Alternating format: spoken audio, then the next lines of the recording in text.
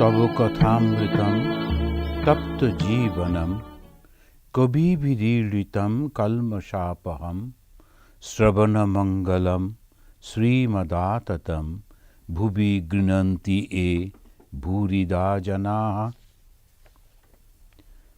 আমরা একটা নতুন অধ্যায় শুরু করছি, আর মাস্টারমশাই তার নাম দিয়েছেন শ্রীরামকৃষ্ণ ভক্ত সঙ্গে দক্ষিণেশ্বর মন্দিরে ও বলরাম মন্দিরে। প্রথম পরিচ্ছেদ, ঠাকুর শ্রীরামকৃষ্ণ দক্ষিণেশ্বর মন্দিরে রাখাল, রাম, নিত্যগোপাল, চৌধুরী প্রভৃতি ভক্ত সঙ্গে। তারপরে লিখছেন নির্জনে সাধন, ফিলোসফি, ঈশ্বর দর্শন। তো যখন আমরা এটা পড়ি তখন এটা সব মাস্টারমশাই ঠিক করে এরকমভাবে লিখে গেছেন। তো উনি টিচার ছিলেন, তো মাস্টারমশাই ছিলেন, তো সেই কারণে তো সমস্ত একেবারে শুরুতেই জিস্টটা দিয়ে দিচ্ছেন। প্রথমত কি আমরা পড়তে যাচ্ছি, ঘটনাটা কোথায় হয়েছিল এবং কি পড়তে যাচ্ছি। প্রথম হচ্ছে নির্জনে সাধন। দেখুন, এরপরে ভেতরে আলোচনার মধ্যে ওইটা আসবে। তারপরে হচ্ছে ফিলোসফি, ফিলোসফি আমাদের দর্শন এবং ঈশ্বর দর্শন। এরকমভাবে মাস্টারমশাই তিনটে লিখে দিলেন। তো উনি যখন নোট করতেন বোধহয় এইভাবে নোট করতেন, সেই জন্য হয়তোবা ঠাকুর শ্রী রামকৃষ্ণ সেই পূর্ব পরিচিত ঘরে মধ্যাহ্নে সেবার পর ভক্ত সঙ্গে বসিয়ে আছেন। এখন এই যে সেবাটা শব্দটা, সেবা সেবা এখানে খাওয়া, একেবারে বর্তমান যুগের বাঙালিরা এগুলো বুঝতে পারবে না। তারা সেবা শব্দটা জানে। সেবা মানে সেবা শুশ্রূষা করা, মানুষের কাছে গিয়ে অসুস্থ হয়েছে তাকে গিয়ে সেবা করছি, সেবা করছি মানে তাকে সার্ভিস দিচ্ছি, তাকে অন্যান্য কাজে। কিন্তু এখানে এই যে সেবা, মধ্যাহ্ন সেবার পরে, মধ্যাহ্ন ভোজনের পরে বললেন না, মধ্যাহ্নে সেবার পর, এগুলো সাধারণত যতটুকু জানা যায় খানিকটা বৈষ্ণব ইনফ্লুয়েন্স থেকে বৈষ্ণবরা এই শব্দগুলো খুব ব্যবহার করেন, যে সেবা হয়েছে। কার সেবা হয়েছে? যিনি খেয়েছেন এরকম কিন্তু না, আমার অন্তরের মধ্যে ঈশ্বর রয়েছেন এবং তাকে আমি ভোগ দিয়েছি এবং তাকে সেবা করেছি। তো সেই জন্য বলছেন মধ্যাহ্ন সেবার পরে। কীরকমভাবে এই সমস্ত বিভিন্ন কালচারগুলো এসে যাচ্ছে এক একটা শব্দের মধ্যে দিয়ে। আজ 25শে ফেব্রুয়ারি 1883 খ্রিস্টাব্দ, রবিবার, 14ই ফাল্গুন, কৃষ্ণা তৃতীয়া। রাখাল, হরিশ, লাটু, হাজরা আজকাল ঠাকুরের পদছায়ায় সর্বদা বাস করিতেছেন। কলকাতা হইতে রাম, কেদার, নিত্যগোপাল, মাস্টার প্রভৃতি ভক্তরা আসিয়াছেন, আর চৌধুরী আসিয়াছেন। ঠাকুরের পদছায়ায় বাস করিতেছেন মানে ঠাকুরের কাছে আজকাল থাকছেন দক্ষিণেশ্বরে। চৌধুরী সম্প্রতি পত্নী বিয়োগ হইয়াছে, মনের শান্তির জন্য তিনি ঠাকুরকে দর্শন করিতে কয়েকবার আসিয়াছেন। তিনি 4টে পাশ করেছেন, রাজ সরকারের কাজ করেন। এই 4টে পাশ করেছেন। তো সাধারণত যে 4টে পাস যখন দেখা তখনকার দিনে হতো, অর্থাৎ তিনি ইউনিভার্সিটি থেকে MA পর্যন্ত পড়েছেন। তো সেই জন্যে 4টে পাশ করেছেন, রাজ সরকারের কাজ করেন। তখন তো ব্রিটিশ রাজ, তো রাজ সরকারের কাজ করেন, অর্থাৎ ব্রিটিশের সরকার যেটা গভর্নমেন্টে তার কাজ করেন। শ্রীরামকৃষ্ণ রাম প্রভৃতি ভক্তদের প্রতি। রাখাল, নরেন্দ্র, ভবনাথ এরা নিত্য সিদ্ধ, জন্ম থেকেই চৈতন্য আছে, লোকশিক্ষার জন্যই শরীর ধারণ। রাম প্রভৃতি ভক্তদের প্রতি। এখন রামচন্দ্র দত্ত উনি ডাক্তার ছিলেন। প্রথম জীবনে একটু অসুবিধে ছিল, তখন স্বামী বিবেকানন্দের বাবার কাছে থাকতেন, ওদের বাড়িতে পড়াশুনো করতেন। পরে পরে উনি ডাক্তার হন, পয়সার হয়, ওনার একটা বড় বাড়ি হয়। এখন যেটা ওই বিবেকানন্দ এভিনিউ হয়েছে, স্বামী বিবেকানন্দের পৈতৃক ভিটার পাশ দিয়ে যে বিরাট রাস্তাটা, ওরই মাঝখানে নাকি ওদের বাড়িটা ছিল। ওই যখন রাস্তাটা হয় ওই বাড়িটা ভেঙে দিতে হয়, তো সেই ওখানে ওই বাড়িটা ছিল ইত্যাদি।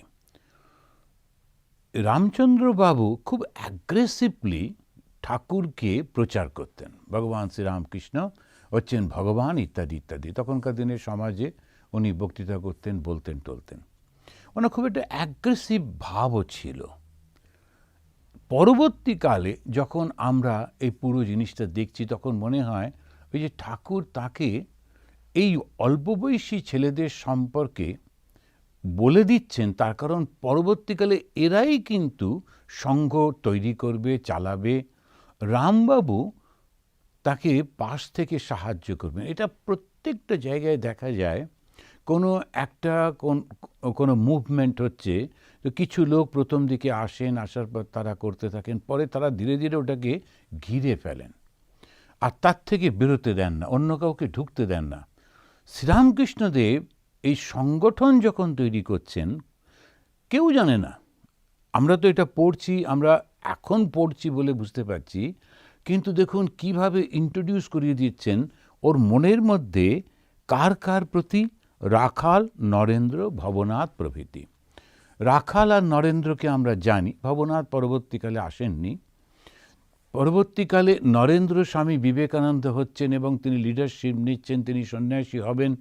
আর রাখাল ছিলেন স্ট্রং সাপোর্টার অফ নরেন্দ্র, মুখে কিছু বলতেন না, কিন্তু নরেন্দ্র যা করতেন সঙ্গে সঙ্গে তার পাশে গিয়ে দাঁড়িয়ে যেতেন। এটা খুব দরকার একটা মুভমেন্টে, কিন্তু রামবাবু অতটা চাননি। এটা আপনারা যারা রামকৃষ্ণ মিশন এ সম্পর্কে জানেন, সেই জন্যে ঠাকুর ওর মনের মধ্যে এদের প্রতি একটা শ্রদ্ধার ভাব যাতে আসে বলে দিচ্ছেন। রাম প্রভৃতি ভক্তদের প্রতি রাখাল, নরেন্দ্র, ভবনাথ এরা নিত্য সিদ্ধ, জন্ম থেকেই চৈতন্য আছে। এরা অনেকের থেকে অনেক আগে। আমরা যখন ভাগবত পড়ছিলাম, তো সেই সময় যখন সেই আমাদের পৃথিবী খুব কষ্ট পাচ্ছেন, তখন ব্রহ্মা তাকে সঙ্গে করে নিয়ে গেলেন। নিয়ে যাবার পর তিনি ওখানেতে এই ব্রহ্মাকে বলছেন যে আপনি কিছু করুন। তো মানে ব্রহ্মা বলছেন সেই ভগবানকে যে আপনি অবশ্য কিছু করুন। তখন তিনি বললেন, আচ্ছা আমি জন্মগ্রহণ করব, পৃথিবীতে আমি জন্ম। সঙ্গে সঙ্গে ব্রহ্মা সমস্ত অন্যান্য দেবতাদেরও বললেন তোমরাও যাও, ভগবান জন্মাবার আগেই ওখানে যাও, আশেপাশে বিভিন্ন রূপ গ্রহণ করে থাকো। এবং তখন সেই তারা আসছেন। যখন কোনো শ্রী ভগবান যখন লীলা করতে আসেন, অনেক দেব দেবী তারাও আসেন আশেপাশে সব বিভিন্ন রূপ ধারণ করে। তারপরে এমন সমস্ত ঘটনাগুলো ঘটতে থাকে যেন আমাদের মনে হয় তো এরকমভাবে নরেন্দ্র সে ওখানেতে জন্মালো, তো তারপরে ওখানেতে পড়াশুনো করলো, বড় হলো, কিন্তু এগুলো সব কিছু আগে থেকে নরেন্দ্র ঠাকুর ওকে দেখে দাঁড়িয়ে উঠছেন। রাখাল তিনি কৃষ্ণের সঙ্গে ছিলেন ইত্যাদি, এরা সমস্ত আসছেন। তাই ঠাকুর বলছেন এরা কিন্তু জন্ম থেকে সিদ্ধ, লোক শিক্ষার জন্যে শরীর ধারণ করছেন। আর এক থাক আছে কৃপা সিদ্ধ। হঠাৎ তার কৃপা হলো, অমনি দর্শন আর জ্ঞান লাভ হয়ে গেল। যেমন 1000 বছরের অন্ধকার ঘর আলো নিয়ে গেলে এক্ষণে আলো হয়ে যায়, একটু একটু করে তো আর হয় না। যারা সংসারে আছে তাদের সাধন করতে হয়, নির্জনে গিয়ে ব্যাকুল হয়ে তাকে ডাকতে হয়। এখন বিভিন্ন অবস্থার কথা বলছেন। একদল যেমন রাখাল এবং নরেন্দ্র, যারা পরবর্তীকালে স্বামী ব্রহ্মানন্দ, স্বামী বিবেকানন্দ ইত্যাদি, এরা নিত্যসিদ্ধ, এদের সাধন ভজন ইত্যাদি লোকশিক্ষার জন্যে। আর একদল আছে কৃপা সিদ্ধ, তারা ভগবানের কাছে আসতেই ভগবান তাকে কৃপা করছেন, বা তারা মন ডাকছে কিন্তু অতটা না হলেও ভগবানের ইচ্ছা হলো তাকে কৃপা করলেন, এক ঝটকায় সব কিছু হয়ে যাচ্ছে। উদাহরণ দিতে গিয়ে বলছেন যে 1000 বছরের অন্ধকার ঘর আলো নিয়ে গেলে এক্ষণে আলো হয়ে যায়, একটু একটু করে তো আর হয় না। সেজন্য ভগবানের কাছে খুব কাঁদতে হয়।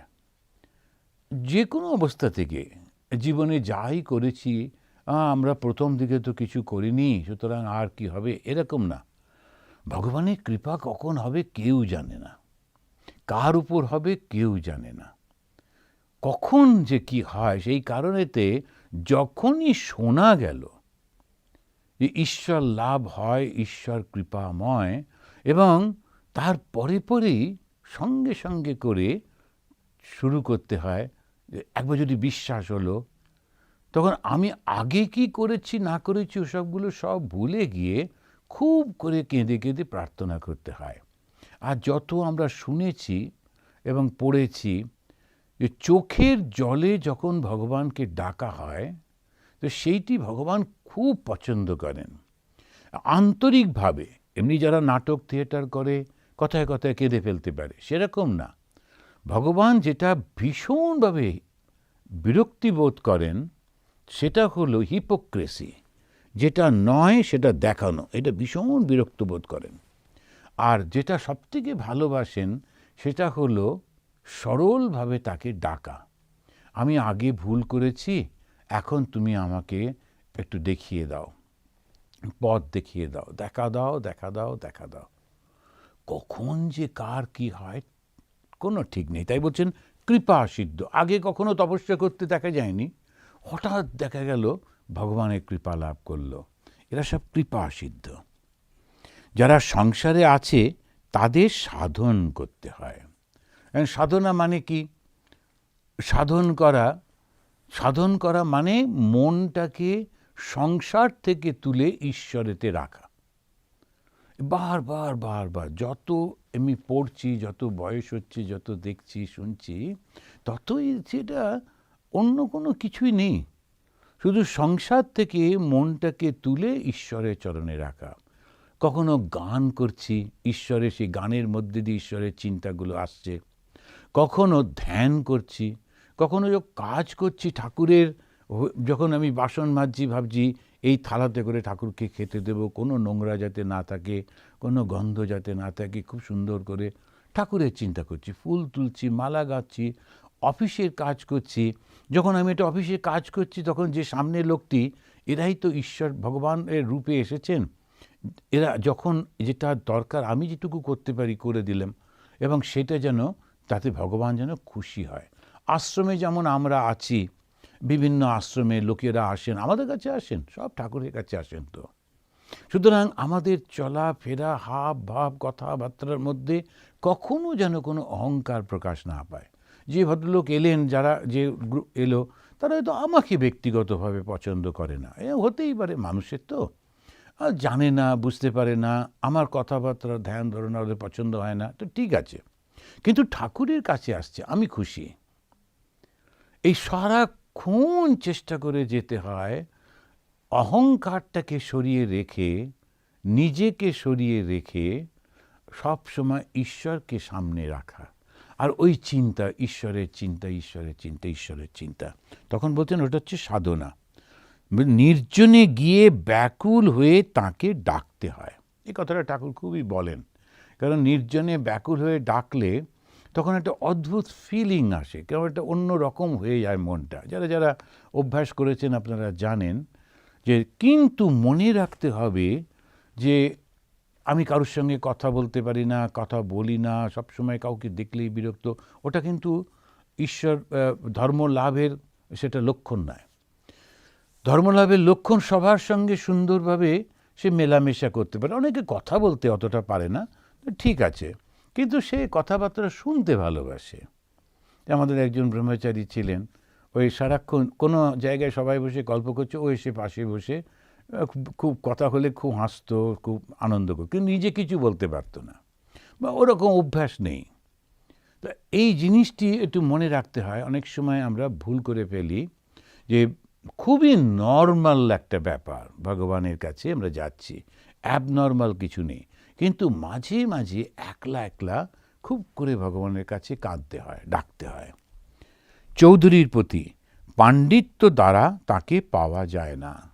এই নানা রকম ভাবে যে আমরা পড়াশুনো করেছি, বিভিন্ন কোটেশন বলছি, তাকে বিভিন্ন সুন্দর ব্যাখ্যা করছি, তো এই পাণ্ডিত্য দ্বারা তাকে কিন্তু পাওয়া যায় না। আর তার বিষয়ে কে বিচার করে বুঝবে? তার পাদপদ্মে ভক্তি যাতে হয় তাই সকলের করা উচিত। ভগবানকে বিচার করে বোঝা বড় কঠিন, হবে না তা নয়, বিচার তো করে, বিচার তো একটা পথ, কিন্তু বিচার করে তাকে বোঝা বড় কঠিন।